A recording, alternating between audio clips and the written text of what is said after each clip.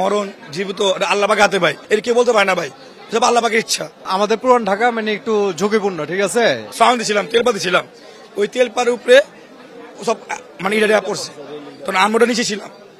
বাস ছিল 50টা বাস ভেঙে পড়ে গেছে, একটা বাস আলাম ছিল না, ভেঙে পড়ার মনে আল্লাহ আমরা তখন এটা এখানে ছিলাম মধ্যে অনেক আমাদের দোকান হিসাব 2টা লোক আহত হয়েছে, বাইরে যা চোখ রাস্তা ছিল ওরা বি আহত হয়েছে, আমরা ওনাদের স্কে উঠে দিলাম। চোখ দিয়ে এখানে একজন মারা নেই, এখানে হাসপাতাল হতে পারে মারা গেছেন কিনা বলতে পারে, আপনি দেখতে পারেন। অবশ্যই আছে ভাই, মত মরণ জীবিত আল্লাহ পাকের হাতে ভাই।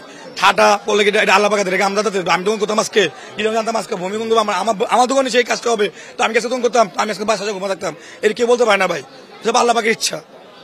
এখন একটা অ্যাক্সিডেন্ট হয়ে গেছে, শুধু আপনাকে আমি এটা বুঝি নাকি আল্লাহ পাকের মানে অনেক পুরান ঢাকা ভিতরে একটা খাস নম্বর দিয়েছিল, কেন আগে শুক্রবার ছিল, এমন লোকজন আওয়া যাওয়া করে নাই, স্কুলগুলো বন্ধ ছিল, বা এত সকাল হয় মানে এত দিন পার হয়নি সকালবেলা, তো সবাই এই জন্য মানুষ আহত কম হয়েছে না। এমনি কোনো বিল্ডিং সমস্যা হয় নাই।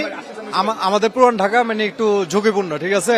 একটা পর একটা দেখা গেলো বিল্ডিং এ কোনো ফাঁকটাক থাকে না, ওইভাবে দেখা গেলে ঝুঁকিপূর্ণ হয়। ছোট ছোট জায়গার ভিতরে 5 তলা 7 তলা করছে, এই সমস্যা। Japan Bangladesh joint venture company JBS holdings limited. না, এই পরিকল্পনা নাই। যদি সিটি কর্পোরেশন যদি নেয় তাহলে এটা পরিকল্পনা হইব। আমরা জনগণ তো পরিকল্পনা নিতে পারে না। বিল্ডিং এর না অনেক বিল্ডিং এ আমরা খবর পেলাম, অনেক বিল্ডিং ভাই ফাইটে গেছে ভাই, আশেপাশে অনেক বিল্ডিং কাঁপছে, বা অনেক বিল্ডিং মানে ফাইটে গেল, এমন অনেক ঘটনা ঘটেছে। আজকের সামনে এক বিল্ডিং অর্ধেক হয়ে গেছে, এমন আছে ভাই। আচ্ছা, সরকারি মিটফুট পড়ে গেছে ভাই। ভাই আমাদের পরিকল্পনা কি, আমরা সরকারে একটু আমাদের দিকে তাকাইলে হয় যে বিল্ডিং গুলো কিভাবে উঠতেছে না উঠতেছে, এগুলা একটু দেখলেই হয় যে এগুলা কি পিলার ঠিক মতো দিয়েছে দেখুন।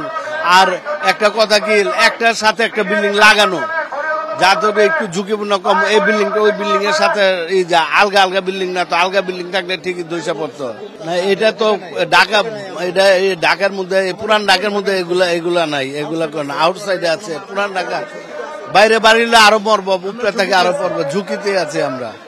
আর এটা যে পড়ছে, এটা তো রেলিং ভাঙিয়া পড়ছে, বুঝছেন, উপরে রেলিং, নতুন বিল্ডিং তো এটা।